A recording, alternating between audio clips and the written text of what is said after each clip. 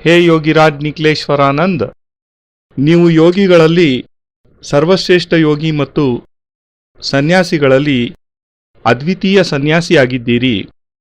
ಯೋಗದ ಪ್ರತಿಯೊಂದು ಕ್ಷೇತ್ರವನ್ನು ಮತ್ತು ಆಯಾಮಗಳನ್ನು ನೀವು ಪೂರ್ಣತೆಯಿಂದ ಅರ್ಥ ಮಾಡಿಕೊಂಡಿರುವುದು ಮಾತ್ರವಲ್ಲದೆ ನಿಮ್ಮ ದಿವ್ಯ ಶರೀರದ ಮೇಲೆ ಅದನ್ನೆಲ್ಲ ಸಫಲತೆಯಿಂದ ಪ್ರಯೋಗಿಸಿದ್ದೀರಿ. ಆದ್ದರಿಂದಲೇ ಅಣಿಮಾದಿ ಅಷ್ಟಸಿದ್ಧಿಗಳು ಸ್ವತಃ ನಿಮ್ಮ ಮುಂದೆಯೇ ನಲಿದಾಡುತ್ತಿರುತ್ತವೆ.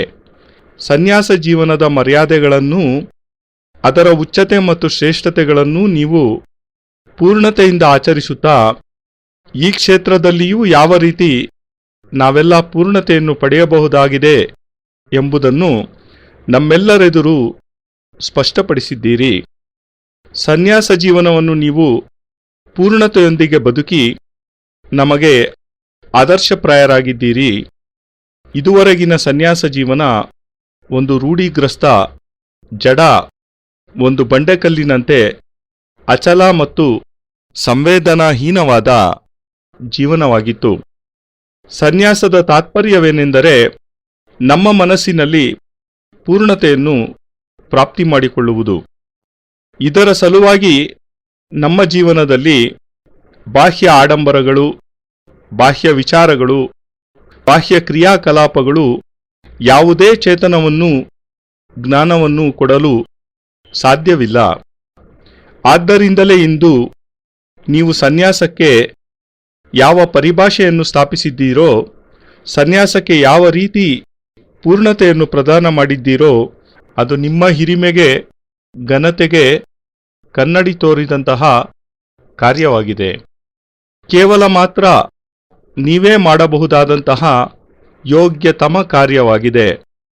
ಇಂದು ಇಡೀ ಭಾರತ ದೇಶದ ಸನ್ಯಾಸಿಗಳು ನೀವು ಆಚರಿಸಿದ ಸನ್ಯಾಸ ಧರ್ಮದ ಆದರ್ಶಗಳನ್ನು, ಸನ್ಯಾಸದ ಜ್ಞಾನ ಮತ್ತು ಚೇತನವನ್ನು ಮತ್ತು ಸನ್ಯಾಸದ ನಿಯಮಗಳನ್ನು ಹೃತ್ಪೂರ್ವಕವಾಗಿ ಪಾಲಿಸುತ್ತಾ, ವಾಸ್ತವವಾಗಿ ಸನ್ಯಾಸ ಜೀವನವೆಂದರೆ ಜಡವಲ್ಲ, ಸನ್ಯಾಸವೆಂದರೆ ನಿರಂತರ ಹರಿಯುತ್ತಿರುವ ಸ್ವಚ್ಛ ನಿರ್ಮಲವಾದ ದೇವಗಂಗೆಯ ಧಾರಾಪ್ರವಾಹ, ಅದರಲ್ಲಿ ಪ್ರತಿಯೊಬ್ಬರಿಗೂ ಮಿಂದು ಪುನೀತರಾಗುವ ಸುವರ್ಣಾವಕಾಶವಿದೆ. ಸನ್ಯಾಸ ಹರಿಯದೆ ನಿಂತು ಮಲಿನವಾದ ಸರೋವರದಂತಲ್ಲ ಎಂಬ ತಥ್ಯವನ್ನು ಸನ್ಯಾಸಿಗಳೆಲ್ಲ ಅನುಭವಪೂರ್ವಕವಾಗಿ ಮನಗಂಡಿದ್ದಾರೆ.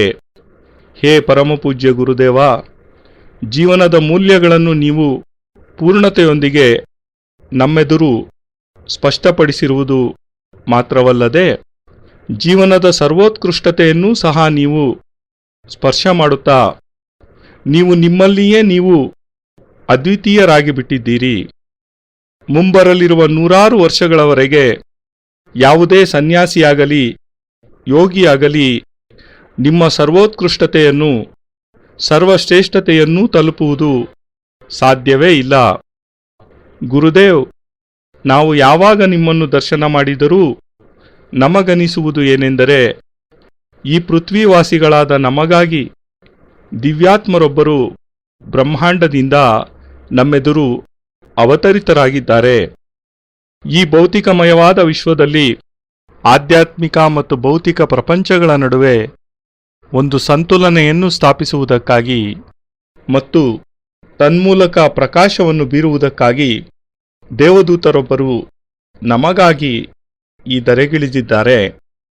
ಇದಕ್ಕಾಗಿ ನಾವೆಲ್ಲ ಸಿದ್ಧಾಶ್ರಮದ ಸಮಸ್ತ ಯೋಗಿಗಳು ನಿಮಗೆ ಮತ್ತೆ ಮತ್ತೆ ನಮನಗಳನ್ನು ಸಲ್ಲಿಸುತ್ತಿದ್ದೇವೆ.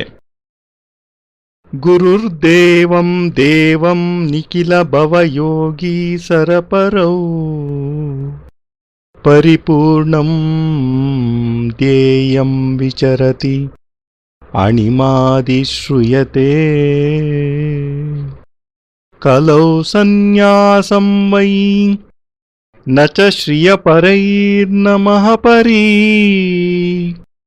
ಅಹೋ ದಿವ್ಯಾತ್ಮಂ ತ್ವಂ ಪರಿವದ ಚ ಬ್ರಹ್ಮಾಂಡ ನಮನ.